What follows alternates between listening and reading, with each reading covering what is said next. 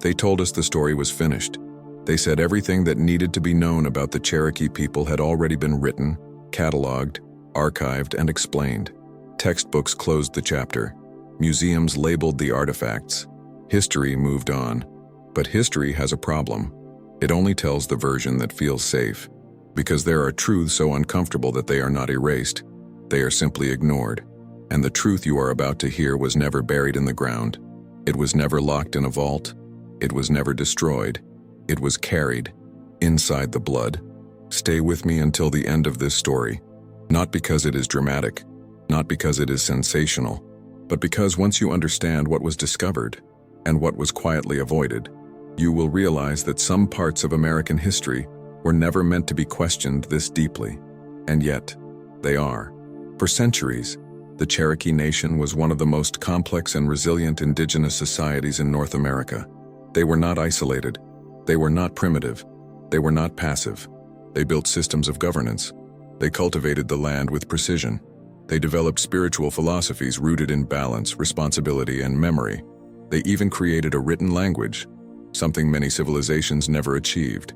And still, they were targeted, not by accident, not by misunderstanding, but by policy. The Trail of Tears is often described as a relocation. That word hides the truth. It was an attempt at erasure. Families were forced from their land. Children died on the journey. Elders were buried far from home. Communities were fractured beyond recognition. The intention was clear. Break the people, and the identity will dissolve. But something did not dissolve. Something endured, quietly, stubbornly, almost defiantly. For a long time, historians believed survival was cultural only. Songs, stories, ceremonies, important, but fragile. Culture, they assumed, could eventually fade. What they did not expect was that survival had also occurred at a deeper level, a level that does not forget, a level that does not negotiate, a level that records truth without emotion. DNA. When genetic science advanced enough to trace ancient ancestry, researchers believed they were simply confirming what they already knew. Migration routes, population bottlenecks, loss of lineage due to trauma. The expected pattern was simple. Massive disruption fragmented genetic signatures, diluted continuity, especially for indigenous nations that endured forced removal, disease, and systematic assimilation. The Cherokee were expected to show this clearly. They didn't. At first, the irregularities were subtle, nothing dramatic enough for headlines. Just small signals that didn't align perfectly with established models. Markers that appeared older than expected. Lineages that showed unusual stability. Genetic continuity that seemed too intact. Scientists hesitated, because data like that raises questions, and questions are dangerous when the answers threaten the foundation of accepted history. Here is what makes DNA terrifying to history. DNA does not tell stories. It does not explain itself. It simply reveals. It reveals whether a people vanished. It reveals whether identity was broken. It reveals whether erasure succeeded.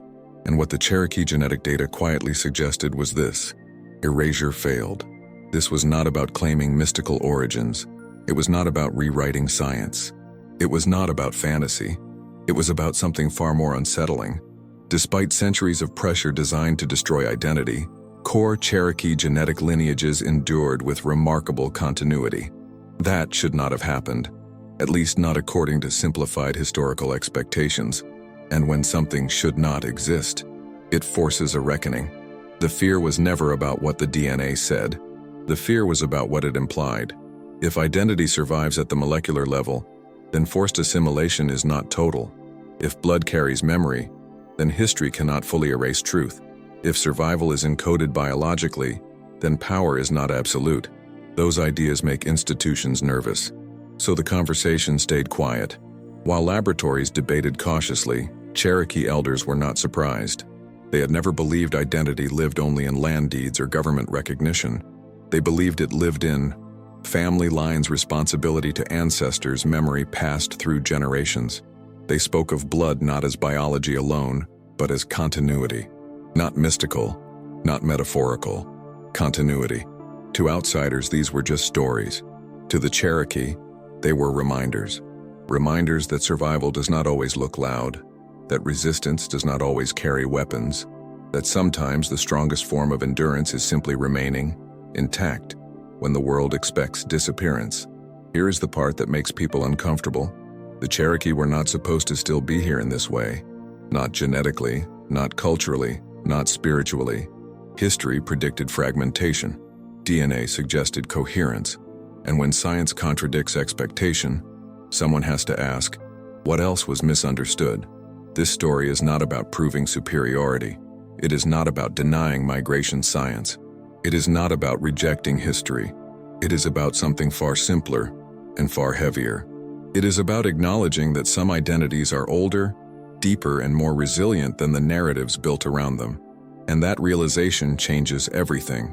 In the next part of this story, we will look carefully and honestly at what genetic research actually shows, what it does not claim, and why even cautious findings were enough to make many people uncomfortable. Because once science begins to confirm survival, the silence around it becomes impossible to ignore. If this story is already stirring something in you, stay with us. This journey is just beginning. For a long time, science believed it already knew the answer. The first peoples of the Americas arrived, spread, diversified, and, in many cases, were devastated by colonization. That framework became comfortable, predictable, closed. But science doesn't actually move forward by confirming what feels comfortable. It moves forward when data refuses to cooperate, and that's exactly what began to happen. Modern genetic research does not work like old anthropology. It doesn't rely on artifacts alone. It doesn't depend on written records or colonial descriptions. It examines patterns embedded at the molecular level, patterns left behind by thousands of years of births, deaths, migrations, and survival. Every population carries a genetic fingerprint shaped by its history, and when that fingerprint doesn't match expectation, it creates friction. How genetic history is really read to understand why Cherokee DNA caused discomfort. We need to understand what researchers actually look for. Genetic ancestry is reconstructed through three main lenses: mitochondrial DNA, passed almost unchanged from mother to child Y chromosome markers, passed through paternal lines autosomal DNA, reflecting the broader ancestral mixture. Each tells a different part of the story. When populations experience extreme trauma, epidemics, mass death, forced displacement, these genetic lines usually show signs of collapse. Scientists expect reduced diversity, broken lineages, sharp population bottlenecks, in other words, scars. The Cherokee people had every reason to show those scars clearly. History had placed them under relentless pressure. And yet, the data did not look broken enough. As datasets grew larger and more precise, researchers noticed something subtle but persistent. Certain Cherokee lineages showed unusual continuity. Not perfection, not purity, but stability. Markers that should have disappeared hadn't. Lineages expected to fragment remained traceable. Genetic signatures carried forward despite centuries of forced removal. This was not something you could explain away easily. And that's where discomfort set in. Because genetics doesn't just tell you where people came from. It tells you whether attempts to erase them worked. And in the Cherokee case, the answer appeared to be, not completely. Why this made people uneasy.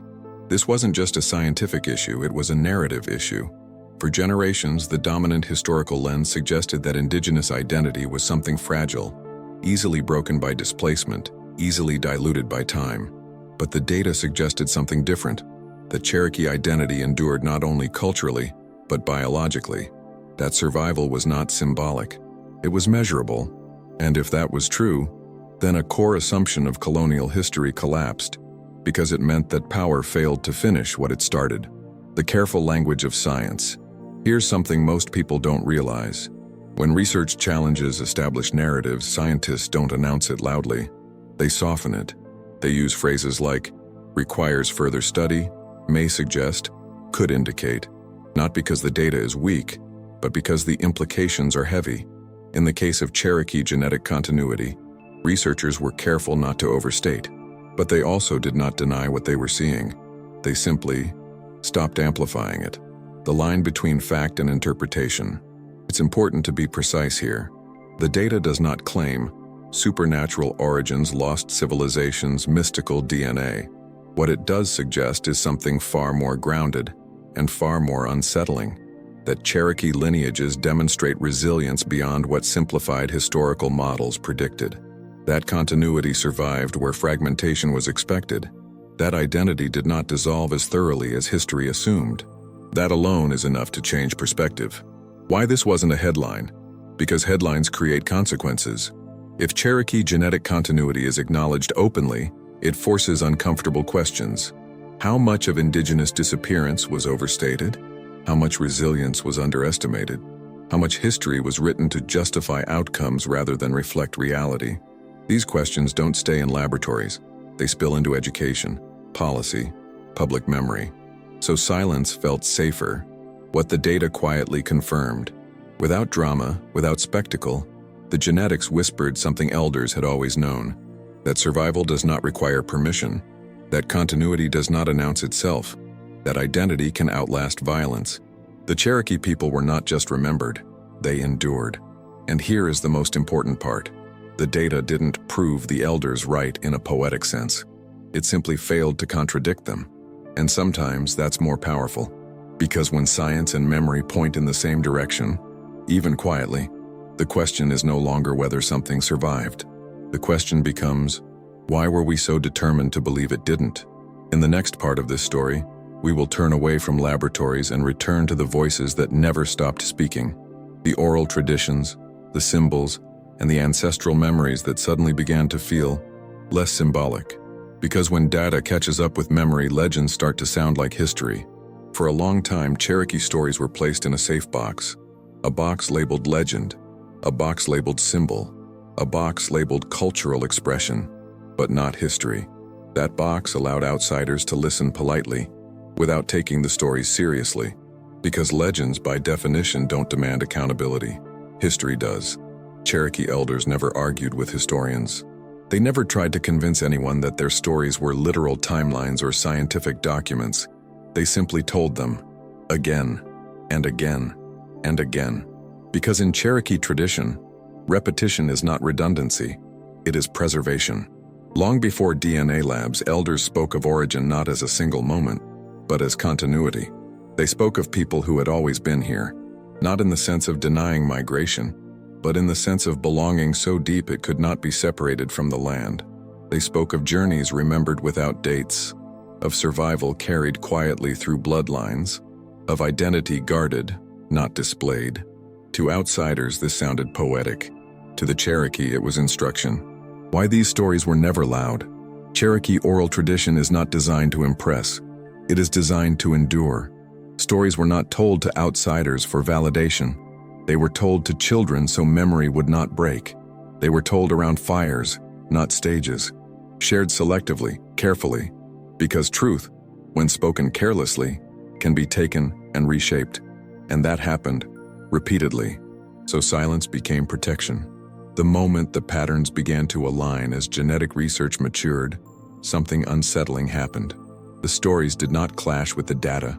They didn't mirror it perfectly, but they didn't contradict it either. The idea of long continuity, the idea of survival beyond catastrophe, the idea of identity carried through generations without collapse. All of it echoed, quietly, in the genetic patterns, not loudly enough to make headlines, but clearly enough to make people pause. The misunderstanding of legend. In Western thinking, legend is often dismissed as fiction. In indigenous thinking, legend is often compressed truth, a way of carrying memory when writing was dangerous or forbidden, when land was taken, when language was attacked, when identity itself became a target. Stories were not entertainment, they were survival technology. And here's the part most people miss. Cherokee stories were never about being exceptional. They were about being continuous, about staying intact when pressure demanded fragmentation, about remembering who you are when the world insists you forget. Why this made scientists uncomfortable? Because science prefers clean lines, clear timelines, simple migrations, defined endings. But Cherokee memory doesn't work that way. It doesn't say, we arrived on this date. It says, we remained. And that kind of truth is difficult to quantify. Yet DNA doesn't quantify belief. It quantifies survival. And when survival patterns began aligning with ancestral memory, the discomfort deepened. because that meant the stories weren't just cultural expressions. They were reflections of something measurable. The fear of taking memory seriously. If indigenous memory holds historical weight, then written records lose monopoly. Then museums become incomplete, textbooks become partial, authority becomes shared, and that threatens systems built on control of narrative. So the safest option was still dismissal. The silence that followed. No public debate, no major correction, no acknowledgement that perhaps elders had been right about continuity all along. Just quiet agreement that this topic was sensitive, and sensitivity often means truth postponed. Why this matters now? Because when legends stop sounding like myths, they start asking something of us. They ask us to listen differently, to stop translating indigenous memory into something comfortable, to accept that not all knowledge arrives in the same format. Some truths arrive as stories because stories survive where documents fail. And here's the deeper layer. This isn't just Cherokee history. It's a lesson about how power decides what counts as knowledge, and how often the most resilient truths are labeled myth, simply because they refuse to disappear. In the next part of this story, we will look at why this alignment between science and memory was never amplified, who benefits from keeping it quiet, and why acknowledging survival is far more threatening than acknowledging loss. Because loss can be managed, survival cannot. Silence is rarely accidental, especially when it appears at the exact moment a story becomes uncomfortable. Up to this point, the evidence had done something dangerous. It aligned. Not perfectly, not dramatically, but enough to raise a question no institution wanted to answer out loud. If Cherokee genetic continuity survived genocide, removal, and forced assimilation, then the official story of near erasure was incomplete, and incomplete histories are unstable. Why some truths are never announced? Most people assume that when science discovers something important, it is celebrated. That's not always true. Some discoveries are quietly absorbed, softened, or delayed, not because they are wrong, but because they disrupt too much at once. Acknowledging deep Cherokee continuity would force reconsideration of how indigenous survival is taught, how colonial success is framed, how disappearance has been used to justify land, policy, and power. That is not a small correction. That is a structural shift. The problem with survival loss is easier to manage than survival. Loss can be mourned, memorialized, archived. Survival demands recognition. It demands accountability. It demands the admission that systems designed to erase identity failed, and failure is not something power likes to document. Academic caution, or strategic quiet. Inside academic spaces, Cherokee genetic findings were never labeled false. They were labeled complex. They were framed as ongoing research, context-dependent, requiring interdisciplinary care, all true, but also convenient, because complexity slows momentum, and momentum is what turns knowledge into change. Who benefits from the silence? This silence did not protect Cherokee people. They already knew who they were. It protected systems that preferred a finished story. A story where indigenous identity faded naturally, where displacement worked, where history closed the chapter neatly. Acknowledging continuity would reopen questions no one wanted reopened. Questions about land, about sovereignty, about memory, about truth. The uncomfortable reality. If Cherokee identity survived at the genetic level, then forced assimilation did not fully succeed. That means policies failed narratives, oversimplified authority, misjudged resilience, and resilience is dangerous to power, because it proves that control has limits. Why this was never a debate? You may wonder why this didn't become a public argument. Because debates invite scrutiny, and scrutiny invites responsibility. So instead of confrontation, there was avoidance. No denial, no correction, just distance. The role of comfortable history. Comfortable history tells us what happened ended. Uncomfortable history tells us what survived. And survival complicates ownership, identity, and moral clarity. So the quieter option prevailed. What this silence really says. Silence does not mean absence of truth, it means presence of fear.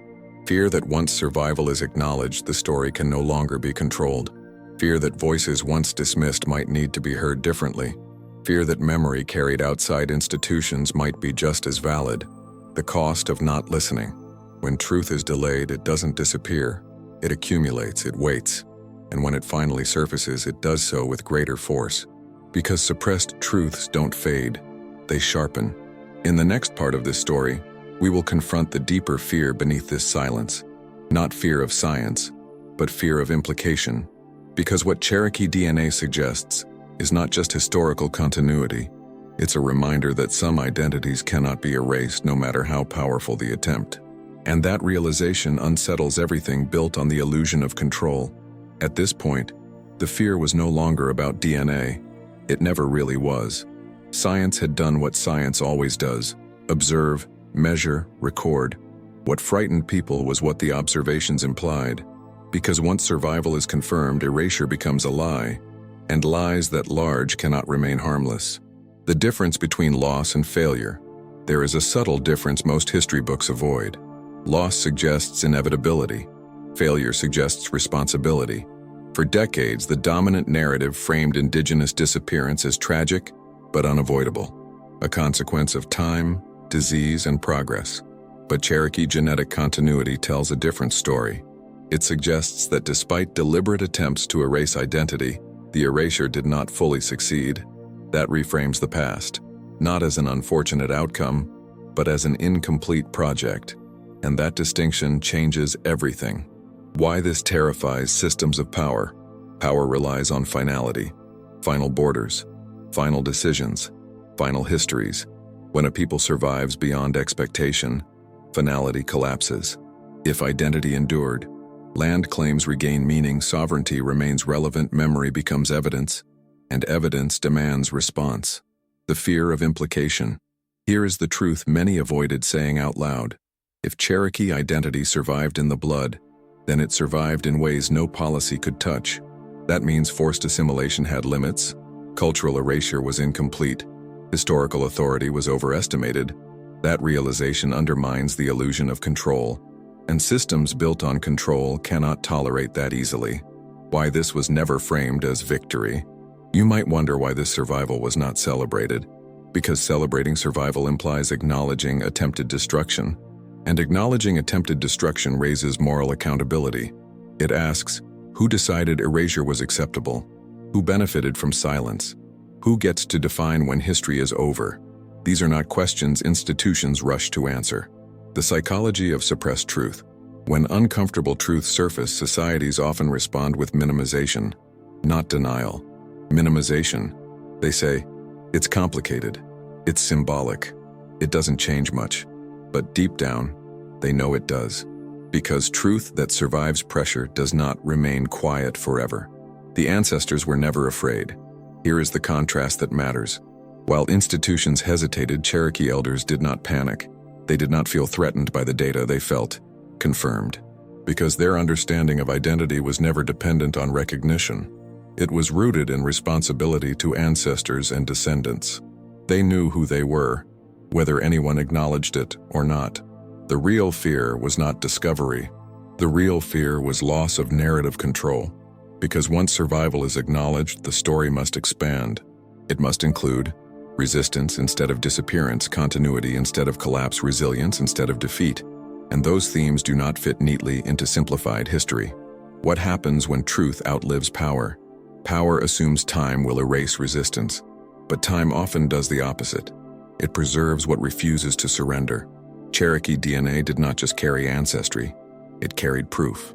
Proof that survival does not need permission. The question, no one could silence at this stage. The question was no longer scientific. It was moral. If identity survived every attempt to destroy it, what responsibility does history now carry? And that question is far more dangerous than any genetic finding. In the next part of this story, we will step away from fear and look directly at the present, at what this discovery means today, not just for the Cherokee people, but for how America understands resilience, memory, and truth. Because survival is not just a fact of the past, it is a message to the present. We live in a time where stories are told every day. Some are told loudly, some are told in whispers, and some, the most important ones, are told quietly, in the blood, in the bones, in the memory that runs through families. Today, the question is not whether the Cherokee story survived. It did. It does. It always will. The question is why this matters now. The continuity of survival. Cherokee DNA is not just a scientific finding. It is not just an academic curiosity. It is a living testament to the fact that some truths cannot be erased. Some identities do not fade even in the face of unspeakable loss. When the Cherokee people were forcibly relocated, when their land was stolen, when their language was prohibited, they were not expected to survive. They did. And what makes this significant is not just the resilience of the Cherokee people, but the larger question it raises about survival in the face of systemic destruction. Because if survival is possible in the DNA, it is also possible in the spirit. The impact on American history. For centuries, American history was written as a story of settlement and conquest. But what if the true story of America, the one hidden from view, was one of continuity, of survival against the odds? What if the heart of this nation wasn't built on a single foundation of colonialism, but rather on the strength and persistence of those who lived here long before? This question cannot be answered simply by textbooks. It requires us to ask deeper, uncomfortable questions. The invisible legacy. America has a long history of celebrating resilience, but often this resilience is framed through the lens of victory. When we think of American success, we often think of overcoming obstacles, achieving the American dream. But resilience doesn't always come with a happy ending. Sometimes resilience is simply enduring, and Cherokee resilience, while not without immense pain, has never disappeared. It's easy to forget this fact in a world that often celebrates triumphs and victories, where stories of struggle are sometimes dismissed as history. But the story of survival, the true story, has always been here. It has never left. It is woven into the DNA. It is carried in the elders' words, and it is still written in the hearts of every Cherokee descendant today. A nation of survivors. This is not just the story of one people. This is the story of survival, resistance, and continuity. And the implications of that fact are profound. If survival is possible, against all odds, then what does that mean for other nations, other peoples, who have been similarly marginalized, erased, or forgotten? This isn't just about acknowledging the past. This is about recognizing how the past lives on in the present. Because survival is not a static event. It is a living, breathing process. The truth about identity. One of the most difficult truths to face is this: some identities do not need to be granted by the dominant society. They exist regardless of recognition. This is a powerful truth, and it's one that America has yet to fully accept. The Cherokee people didn't need permission to survive. They didn't need validation to endure. Their survival is not just genetic. It is cultural, it is spiritual, and it is a message to the world.